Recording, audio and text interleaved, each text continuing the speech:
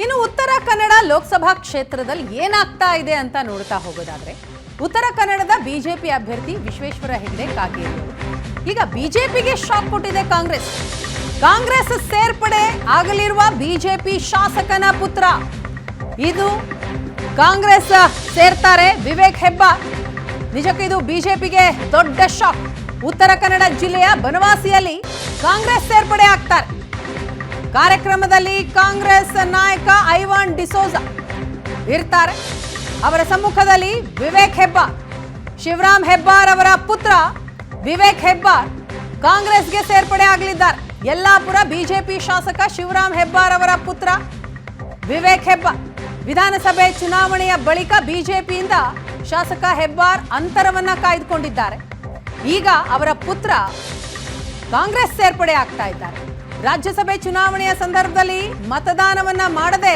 Silent ಆಗಿದ್ರು ಶಿವರಾಮ್ ಹೆಬ್ಬಾರ್ ಲೋಕಸಭೆಯಲ್ಲೂ ಕೂಡ BJP ಅಭ್ಯರ್ಥಿ ಪರ ಪ್ರಚಾರವನ್ನ ಮಾಡ್ತಾ ಇಲ್ಲ ತಟಸ್ಥವಾಗಿ ಉಳಿದಿದ್ದಾರೆ ಮತ್ತೊಂದು ಕಡೆ ಅವರ ಪುತ್ರ ವಿವೇಕ್ ಹೆಬ್ಬಾರ್ ಇವತ್ತು ಕಾಂಗ್ರೆಸ್ಗೆ ಸೇರ್ಪಡೆ ಆಗ್ತಾ ಇದ್ದಾರೆ ಈ ಬಗ್ಗೆ ಹೆಚ್ಚಿನ ಡೀಟೇಲ್ಸ್ ಅನ್ನ ಕೊಡ್ತಾರೆ ನಮ್ಮ ಪ್ರತಿನಿಧಿ ಭರತ್ ರಾಜ್ ಕಲ್ಲಡ್ಕ ಈಗ ಸಂಪರ್ಕದಲ್ಲಿದ್ದಾರೆ. ಭರತ್, ಹಾಗೆ ನೋಡಿದ್ರೆ ಅಲ್ಲಿನ ಬಿಜೆಪಿ ಅಭ್ಯರ್ಥಿಗೆ ಶಾಕ್ ಮೇಲೆ ಶಾಕ್ ಇದು ಕಾಗೇರಿ ಅವರಿಗೆ. ಒಂದು ಕಡೆ ಅನಂತಕುಮಾರ್ ಹೆಗಡೆ ಕೂಡ ಸೈಲೆಂಟ್ ಆಗಿದ್ದಾರೆ, ಮತ್ತೊಂದು ಕಡೆ ಶಿವರಾಮ್ ಹೆಬ್ಬಾರ್ ಕೂಡ ಸೈಲೆಂಟ್ ಆಗಿದ್ದಾರೆ. ಈಗ ಅವರ ಮಗ ಕಾಂಗ್ರೆಸ್ ಸೇರ್ಪಡೆ ಆಗ್ತಾ ಇರೋದು ಇದು ಯಾವ ರೀತಿ ಹೊಡೆತ ಕೊಡ್ತಾ ಇದೆ? ಯಾವಾಗ ಸೇರ್ಪಡೆ ಆಗ್ತಾ ಇದ್ದಾರೆ? ಶಿವರಾಮ್ ಹೆಬ್ಬಾರ್ ಈಗಾಗಲೇ ಪಕ್ಷದಿಂದ ಅಂತರ ಕಾಯ್ದುಕೊಂಡ್ಬಿಟ್ಟಿದ್ದಾರೆ. ಎಸ್, ಯಲ್ಲಾಪುರ ಶಾಸಕ ಶಿವರಾಮ್ ಹೆಬ್ಬಾರ್ ಅವರ ಪುತ್ರ ವಿವೇಕ್ ಹೆಬ್ಬಾರ್ ಅವರು ಇವತ್ತು ಕಾಂಗ್ರೆಸ್ ಸೇರ್ಪಡೆ ಆಗ್ತಿದ್ದಾರೆ. ಜಿಲ್ಲೆಯ ಕಾಂಗ್ರೆಸ್ ನಾಯಕರು ಹಾಗೂ ರಾಜ್ಯ ಕಾಂಗ್ರೆಸ್ ಮುಖಂಡರಾದಂತಹ ಐವಾನ್ ಡಿಸೋಜ ಅವರ ಸಮ್ಮುಖದಲ್ಲೇ ಇವತ್ತು ಕಾಂಗ್ರೆಸ್ ಸೇರ್ಪಡೆ ಆಗುವಂತದ್ದು. ಆದ್ರೆ ಈ ಕಾರ್ಯಕ್ರಮ ಏನಿದೆ ಇದು ಬನವಾಸಿಯಲ್ಲಿ ನಡೀಲಿಕ್ಕೆ ಇರುವಂತದ್ದು.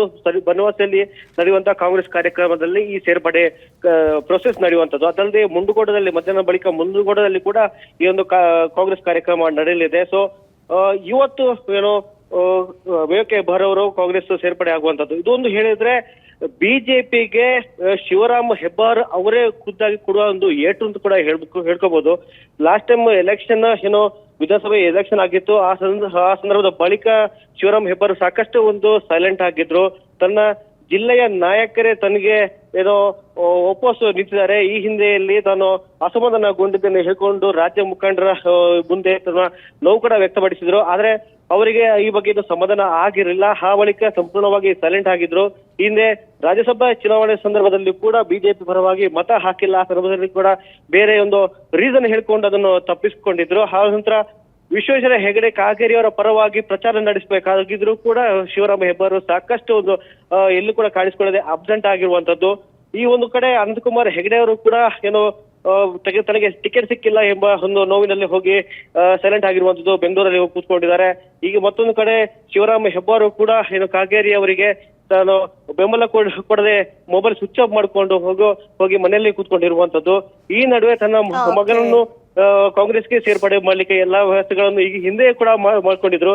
ಈ ಬಗ್ಗೆ ಏಷ್ಯಾನೆಟ್ ಸುವರ್ಣ ನ್ಯೂಸ್ ಒಂದು ಸ್ಪೆಷಲ್ ಎಕ್ಸ್ಕ್ಲೂಸಿವ್ ಸ್ಟೋರಿ ಕೂಡ ಮಾಡ್ಕೊಂಡಿತ್ತು. ಆದ್ರೆ ಇವತ್ತು ಮಗನನ್ನು ಸೇರ್ಪಡೆ ಮಾಡಿರುವಂತದ್ದು.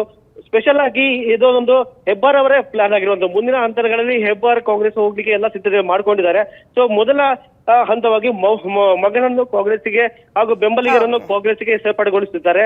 ಸೊ ಈ ಮೂಲಕ ಶಿವರಾಮ್ ಹೆಬ್ಬಾರ್ ಕಾಂಗ್ರೆಸ್ಗೆ ಹೋಗುವ ಎಲ್ಲಾ ವ್ಯವಸ್ಥೆಗಳನ್ನು ಮಾಡ್ಕೊಂಡಿರುವಂತದ್ದು. ಎಸ್, ಥ್ಯಾಂಕ್ ಯು ಭರತ್ ನಿಮ್ಮೆಲ್ಲ ಡೀಟೇಲ್ಸ್ಗೆ.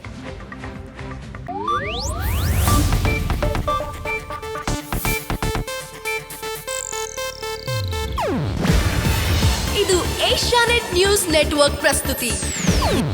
ನೀವು ನೋಡ್ತಿದ್ದೀರಾ ಏಷ್ಯಾನೆಟ್ ಸುವರ್ಣ ನ್ಯೂಸ್.